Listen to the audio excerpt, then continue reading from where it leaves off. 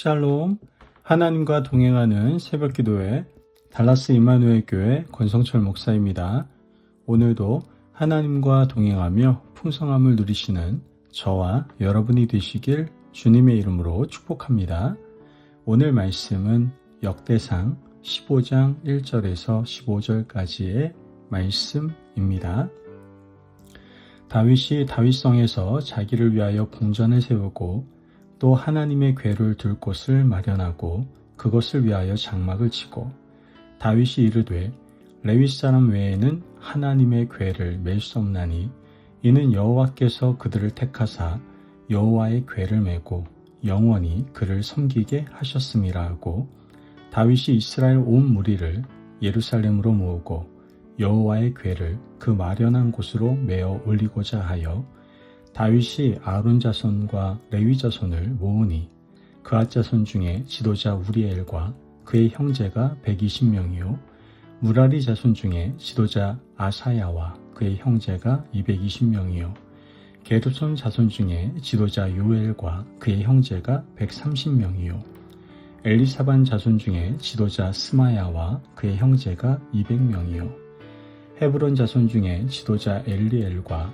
그의 형제가 80명이요 우시엘 자손 중에 지도자 암미나답과 그의 형제가 112명이라 다윗이 제사장 사독과 아비아다를 부르고 또 레위 사람 우리엘과 아사야와 요엘과 스마야와 엘리엘과 암미나답을 불러 그들에게 이르되 너희는 레위 사람의 지도자이니 너희와 너희 형제는 몸을 성결하게 하고 내가 마련한 곳으로 이스라엘의 하나님 여호와의 궤를 메어 올리라.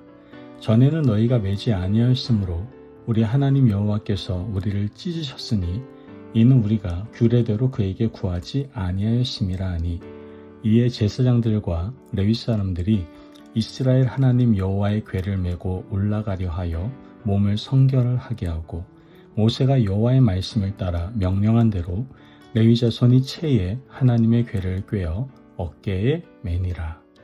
아멘. 하나님의 말씀입니다. 여러분, 하루를 시작할 때 우리는 마음속으로 이런 소원을 품습니다. 오늘은 좀 잘 살고 싶다. 하나님 기뻐하시는 하루가 되고 싶다. 그런데 이상하게도 좋은 마음으로 시작했는데 일이 어긋날 때가 참 많습니다.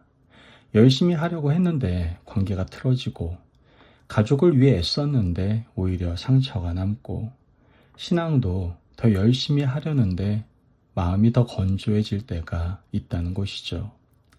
다윗도 그랬습니다. 다윗은 하나님을 사랑하는 왕이었습니다. 나라를 안정시키고 하나님 중심으로 새 시대를 열고 싶었습니다.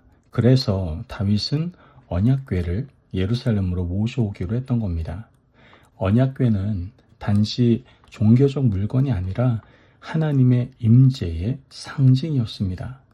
하나님을 우리 중심에 모시겠다는 결단이었던 것이죠. 그런데 우리가 알다시피 다윗은 한 번 큰 실패를 경험하게 됩니다. 좋은 뜻으로 시작했지만 결과는 너무나 참혹했던 것이죠. 그리고 역대상 15장은 바로 그 실패를 통과한 다윗이 다시 시작하는 장면입니다. 오늘 말씀은 우리에게 묻고 있습니다. 하나님을 모신다는 것은 도대체 무엇을 뜻하는 것인가? 역대상 15장에서 다윗은 언약궤를 옮기기 위해서 준비를 합니다. 그런데 이번에는 이전과 다릅니다. 다윗은 레위인들을 불러 모으고 제사장들을 세우고 찬양대를 조직합니다. 그리고 결정적으로 이렇게 말을 하죠. 레위 사람 외에는 하나님의 궤를 맬 사람이 없나니. 다윗은 깨달은 겁니다.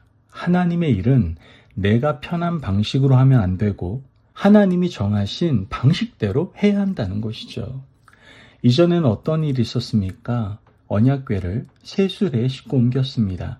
보기에는 너무나 훌륭했죠. 최신 운송수단 같고 효율적이고 사람들도 아마 감동했을 겁니다. 하지만 하나님은 그 방식을 기뻐하지 않으셨습니다. 왜냐하면 하나님은 이미 말씀으로 궤는 레위 사람들이 어깨에 메어 옮기라 라고 정하셨기 때문입니다. 그 결과 괴가 흔들릴 때 웃사가 손을 대었다가 어떻게 됩니까? 심판을 받게 되죠. 그 사건은 다윗의 마음을 무너뜨렸습니다. 하나님, 저는 좋은 뜻이었는데요. 그러나 하나님은 다윗에게 이렇게 가르치시고 계시는 겁니다. 좋은 뜻이 순종을 대체할 수 없다는 것이죠. 여기서 우리는 신앙의 중요한 지점을 만나게 됩니다. 하나님께서는 우리가 감동적인 예배를 드리기 원하시지만 그 감동의 핵심은 분위기나 음악이나 행사 규모가 아니다라는 것이죠. 하나님이 기뻐하시는 예배는 언제나 말씀 앞에서 정렬된 순종입니다. 그래서 이번에는 다윗이 두려움으로 물러서지 않고 오히려 더 깊이 배웁니다. 그는 준비를 하고 질서를 세웁니다. 그는 자신의 열심을 내려놓고 말씀의 길을 다시 붙잡았던 것이죠. 그리고 그 다음 장면이 참 아름답습니다. 레위인들이 궤를 메고 옮깁니다. 하나님이 정하신 방식으로, 하나님이 세우신 사람들로, 하나님이 기뻐하시는 질서 안에서 옮기고 있는 겁니다. 그리고 다윗은 힘을 다해서 춤을 추죠. 여기서 춤은 가벼운 흥이 아닙니다. 순종의 자리에서 터져나오는 기쁨인 것이죠. 하나님 앞에 다시 바로 섰을 때 임재의 기쁨이 인간의 심장을 흔드는 겁니다. 여러분, 우리는 종종 신앙을 이렇게 생각합니다. 내가 더 진심이면 되지. 내가 더 열심히 하면 되지. 하지만 역대상 15장은 분명히 말합니다. 진심이 방향을 잃으면 위험해지고 열심히 말씀을 떠나면 신앙이 아니라 자기 확신이 된다는 것이죠.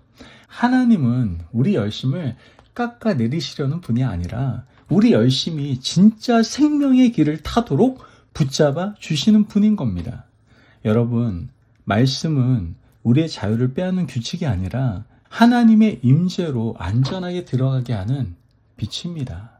다윗은 이번에 그 빛을 켰습니다. 그래서 하나님 임재가 예루살렘에 들어오게 된 것이죠.